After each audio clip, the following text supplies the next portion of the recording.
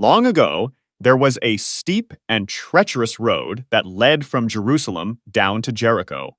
It twisted through rocky hills and barren wilderness, a place known for danger. Thieves often hid among the rocks, waiting for unsuspecting travelers. One day, a man set out on this road, likely alone, perhaps unaware of the danger ahead. Suddenly, out from the shadows, bandits attacked him.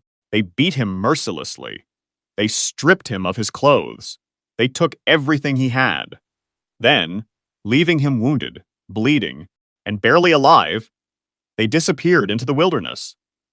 The man lay helpless on the roadside, unable to move, his life slowly slipping away. After some time, a priest came walking down that same road. This was a man devoted to God, a religious leader respected by many. Surely, if anyone would help, it would be him. He saw the wounded man lying there, but instead of stopping, he moved to the other side of the road and walked on. No help, no compassion, just silence. Later, a Levite came along, a temple assistant, also a man of religious duty. He approached the wounded man. He looked at him, perhaps even paused for a moment. But then, he too chose away. Still no help, still no mercy. Then came a Samaritan. Now this is important. Samaritans and Jews did not get along. In fact, they avoided each other and often treated one another as enemies, so no one would expect kindness from him. But when the Samaritan saw the wounded man, his heart was filled with compassion. He didn't walk away. He knelt beside him. He gently cleaned his wounds with oil and wine. He wrapped them carefully with bandages. Then, lifting the man onto his own donkey, he walked beside him, guiding him to safety. The Samaritan brought the injured man to an inn.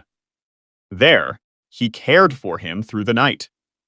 The next day, he gave money to the innkeeper and said, "Take care of him. And whatever more you spend, I will repay you when I return." He didn't just help. He took responsibility.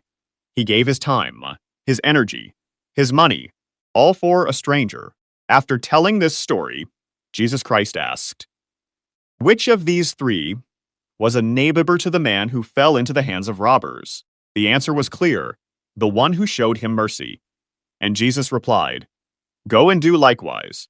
This story completely redefines what it means to be a neighbor. A neighbor is not defined by race, religion, or status.